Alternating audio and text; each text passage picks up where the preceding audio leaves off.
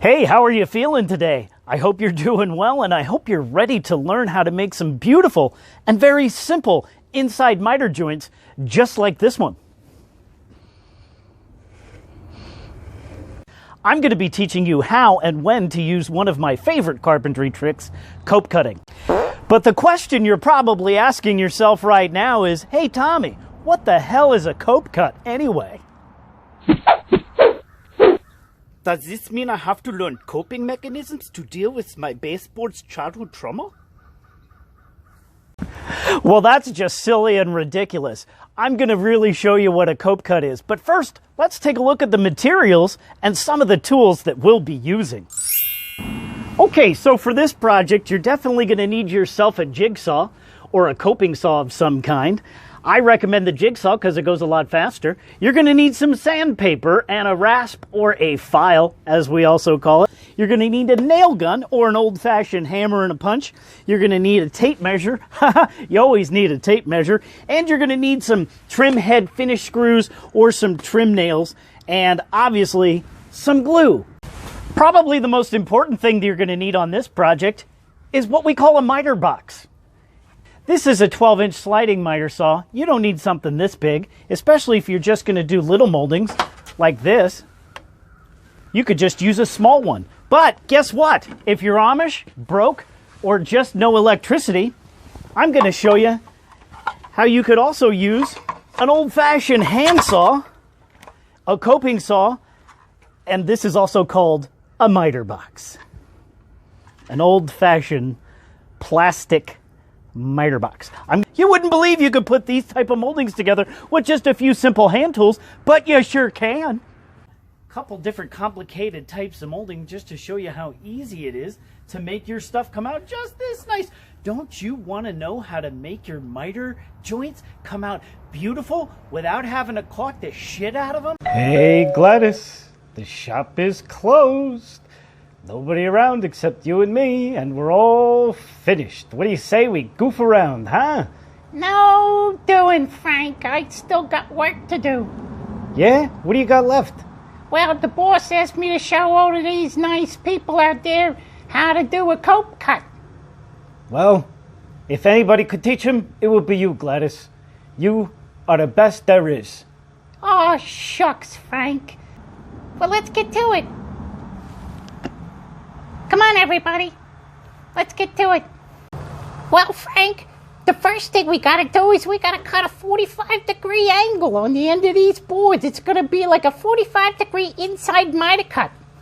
A 45-degree inside miter cut on both ends? No, just one end. Get out of here. I thought you had to put a miter cut on both ends. Not if you're gonna cope cut.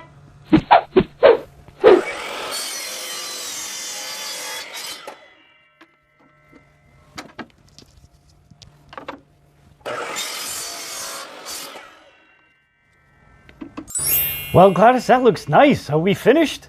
No, Frank, we still got a little more work to do. I gotta take out some of the end pieces here. What do you mean you're going to take out the end pieces? Well, let me grab something to point with. You see these places right here at the end where the wood is, and there ain't no paint? We're gonna cut all that out with a jigsaw. We're gonna cut that all out with a jigsaw, and it's gonna look real nice when it butts up against the piece next to it. It's gonna look like we might have cut it. I don't know how you do it, Gladys. You sure are a genius. Maybe you can't tell a joke, but when your stuff gets broke, what do? You give Tommy a call, whether it's large or small. There's no project he can't see through. Let's laugh and learn from this handyman, with Kitty hold this by his side, fixing stuff in a serious way with a not so serious guy.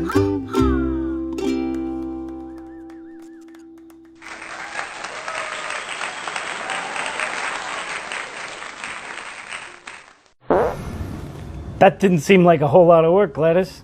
No, it wasn't too bad. And look how nice they slide together. Just like me and you, huh? Just like me and you, Frank.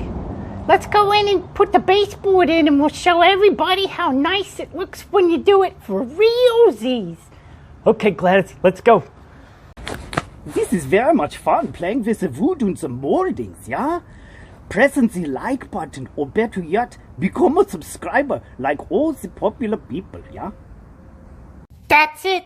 Just slide it on in, Frank. Oh, it's perfect.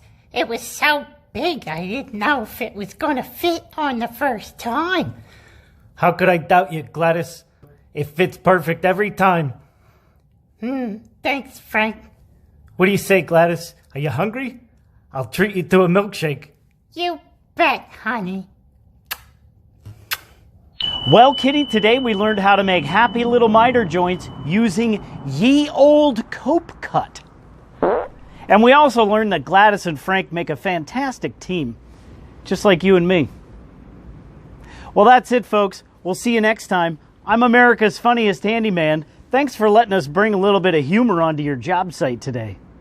Fixing stuff in a serious way. The not so serious guy.